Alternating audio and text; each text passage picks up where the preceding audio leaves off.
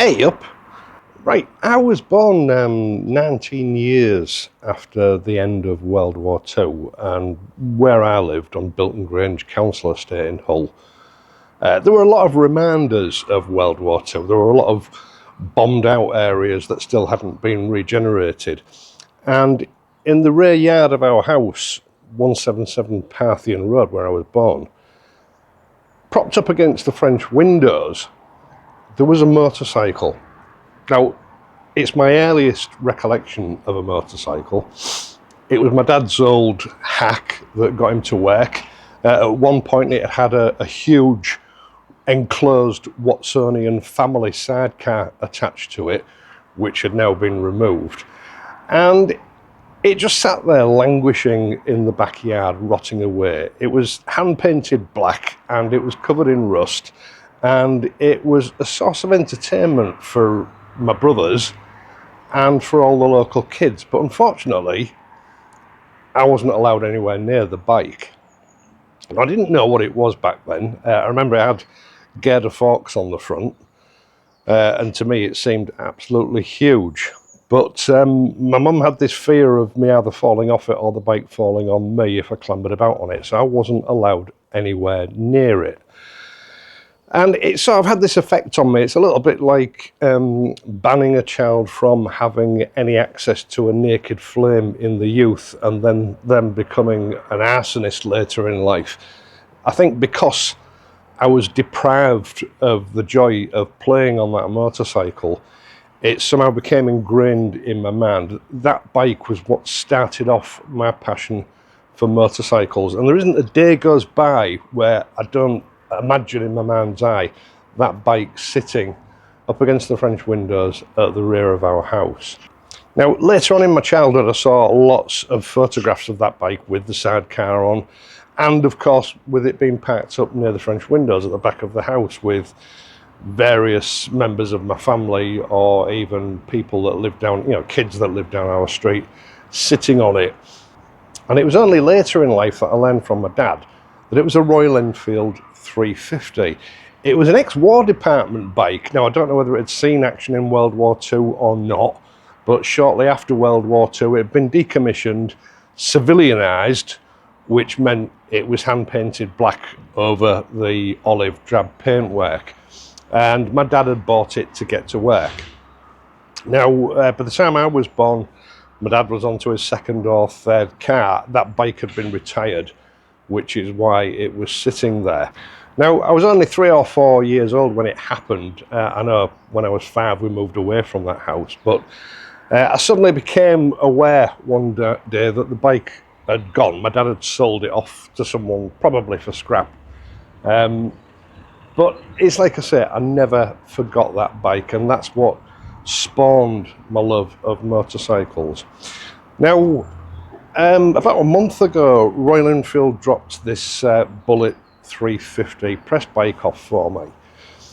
And I've ridden it once or twice. I haven't ridden it as extensively as I would have liked to, because, it coincided with the time that the BSA arrived and I had some commitments on that bike as well. But I soon realised that there's actually very little point in me actually carrying out a full review on this bike, because I've already done it on the Classic 350. They are the same motorcycle. Now, there are some design changes, and I'll explain to you why this is in a few minutes. Now, the Bullet has these squared off fake airbox covers. It has a redesigned rear mudguard, and the seat is an all-in-one piece seat. And that's basically the only difference between the two. Now, the seat height is a little lower, but that's got nothing to do with the design of the bike. It's the design of the seat that lowers it, I think, by about an inch. And in that respect, everything else between the two bikes is exactly the same. By comparison, the airbox covers on the Classic are oval shaped. We have a more rounded rear mudguard, and we have a two-piece seat, the pillion pad, which can be removed, just like the original that this bike takes after. Now, I often refer to the Classic as a Bullet, and I'm often corrected by viewers in that it's not a Bullet, it's a Classic. They're a totally different model, but that's not true. They're not. The Bullet that we're used to seeing today is a modern interpretation of the 1949 model Bullet, but actually the Bullet started life back in 1932. The Classic is Royal Enfield's vision of the 1936 G-Series Bullet, which is the closest of the two Bullets to the one that my dad had, the one that was parked up behind our house, the one that started my fixation with motorcycles. It's a sad fact of life that the motorcycle press of today is stuck in a time warp, still slavishly judging motorcycles by a criteria that went out of date 20 years ago. We've all seen the videos both here on YouTube and in the general motorcycle press asking the question whether these bikes are still relevant today, whether they're fast enough, whether they're powerful enough, with many advocating that, yeah, they're not. They're just not relevant on today's roads. But I personally think these particular motorcycles, this class of motorcycle, is more relevant today on our roads than it was 50 years ago. The Royal Enfield 350 Bullet and its sister, the Classic Bullet, are 92 years old. They're the longest running continually produced motorcycle on the planet, bar none. No one else, no other manufacturer can boast that. And if you want to, you can argue until you're blue in the face that that would never have happened if it wasn't for this unique situation in India that helped the bike survive. The fact is, it did survive, and these bikes are now being imported into Western countries in numbers that we haven't seen for 60 years. And the reason for that, although it's clear that the motorcycle press in general hasn't realised it yet, is that there is no place on congested roads for bikes capable of travelling at warp factor 10 that will only do 40 or 50 miles to the gallon.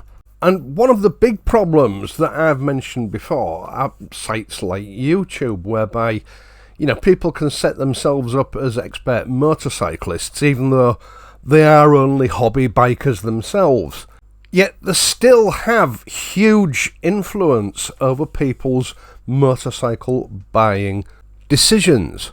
They give out the wrong information. They influence a lot of people in totally the wrong direction, which, it is clear to me is one of the biggest reasons for commenters approaching me both by email and through the comments on my videos, in that they bought a motorcycle and found it to be totally unsuitable for what they needed it for. Because they needed a motorcycle not just as a plaything, yeah, that was part of it, but they also needed something to get them to work and to run errands on.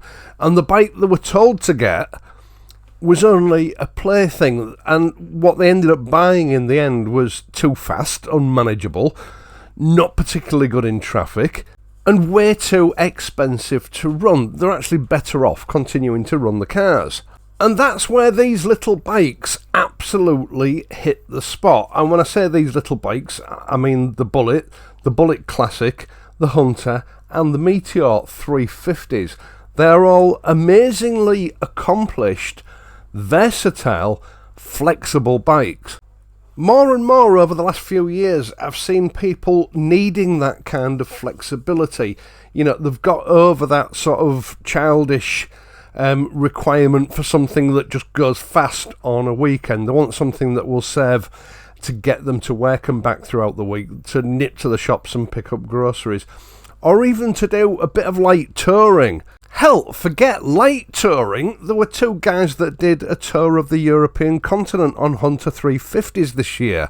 These bikes will do anything you want them to do, but I think there's one big problem that keeps rearing its head that a lot of people don't take into account. When they talk about the performance capabilities of these bikes, a lot of the reviewers are so inexperienced that they don't realise the difference between a new low mileage bike and the way it performs in comparison to a bike with a couple of thousand miles on it that's been running, is freed up and is ready to go properly. In essence, these are both the same bikes, the two sides of the same coin. The austere optimism of the 1950s, or the flamboyant optimism of the 1930s. Both bikes handle exactly the same. They both have the same engines, the same chassis. Almost everything is the same apart from one or two detailed changes, which is why there was no point in me carrying out a full review of the Bullet, because I've covered the Classic in huge detail over the past 2 years. The main difference between the two riding, or should I say the only difference between the two when you're actually riding them, is the seat height. The Bullet is a little bit lower for both pillion and rider. Not a lot in it, but it is noticeable. As far as the rest of it goes, they both behave and perform in exactly the same way, except the Bullet doesn't. Now, the Classic 350 has covered over 3,000 miles, a lot of that with a pillion on board. It's been through 3 services. The engine has now loosened up nicely. It's a lively daily hack. We use it for shopping, we use it for days out. The car has barely had a look-in over the last 3 to 4 months. They're a thoroughly enjoyable little motorcycle to ride. The Bullet is exactly the same, it's just a different flavour. But the difference that I have noticed between these two bikes is, because the motor on the Classic is now well run in, loosened off and working optimally, the Bullet only has just over 300 miles on the clock. It's had its first service. It hasn't completed its running process and the engine is still tight. And I think this is often what puts prospective purchasers off either of these two bikes, or the Meteor or the Hunter. It takes the engine on these bikes at the very least, and this is a conservative estimate, 1,700 miles to loosen up. So when most people test ride a Bullet, a Classic, a Meteor or a Hunter, they're usually testing a bike that's almost new, that's got, I would wager, for the most part, less than 1,000 miles on the clock at the dealership. They don't like to keep them too long, because if they get really big mileage on them, it's then difficult to sell them on and bring a new demonstrator in. So for the most part, demonstrators will have a lot less than 1,000 miles on the clock, which means when you test ride those motorcycles, you're not feeling them at the best. They're not performing optimally. I know when this bike had 1,000 miles on the clock, the Classic 350, it would sometimes struggle to reach 70 miles an hour, although nowadays, even with a pillion on board, it usually manages that without much effort at all. I noticed with the Bullet 350 with a pillion on board, we struggled to get to 60.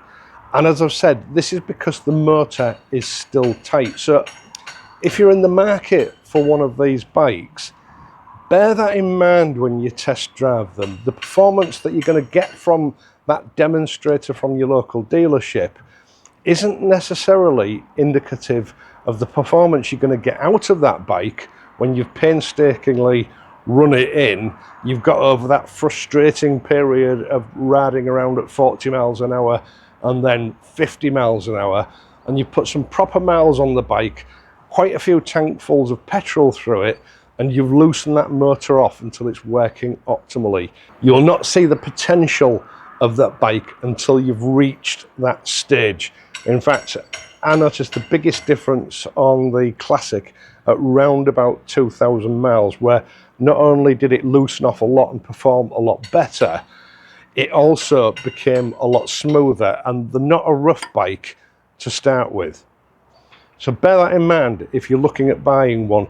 Don't just write them off because the demonstrator that you tried on the local dual carriageway from you to your dealership struggled to get past 60 miles an hour.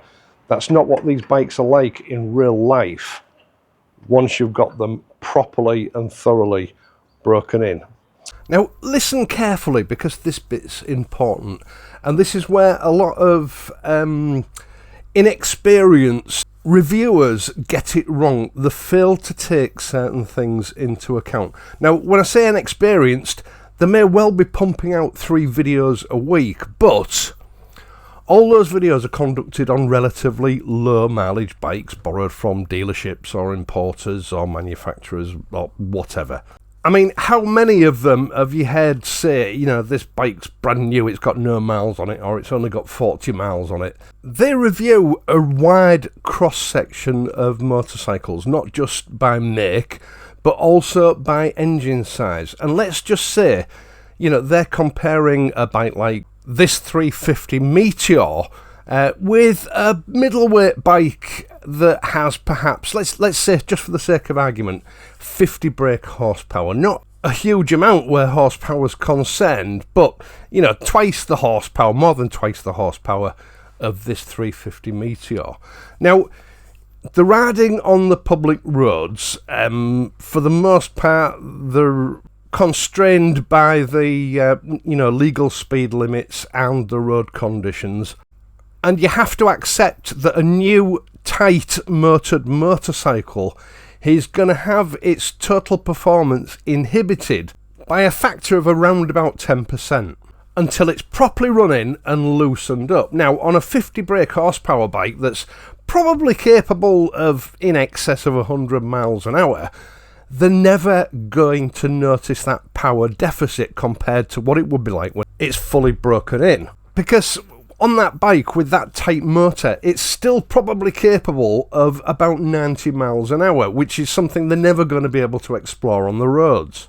But when you come to a small bike like these 350s with about 20 brake horsepower at the crank, that 10% makes a huge difference.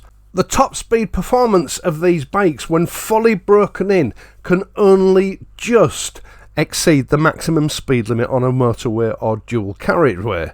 And when the motor is new and hasn't been fully broken in, like you heard me say earlier on, it might struggle to get up to 60 miles an hour. So that reviewer will declare to his audience that this bike is underpowered. And it's not his inexperience as a reviewer that's the problem, because he's reviewing dozens of bikes a month. It's his inexperience as a motorcyclist with a new motorcycle of different cubic capacities. Is overlooking the obvious when he reviews and tests that bike. And you, as a prospective customer of these bikes, are in danger of making the very same mistake when you test drive a low mileage example at your dealership. Now, the only thing that's missing from the Bullet range at the moment is that elusive and quite rare 1930s twin cylinder middleweight. But I think we're about to see that sometime this year. Once again, thank you so much for taking the time to watch this and my other videos, and in doing so helping to support this channel. I really do appreciate it. I'd also appreciate it if you would leave a like and subscribe to the channel if you're not already a subscriber. Now, you can help me out in other ways by signing up to my Patreon page or by the super thanks button down below. I see this as a sort of a tipping jar where if you appreciate my content, you can leave a tip. If you're not that fussed about it, you don't have to. I am, of course, going to be back on Friday, so until then, please ride safely, and I'll see you soon.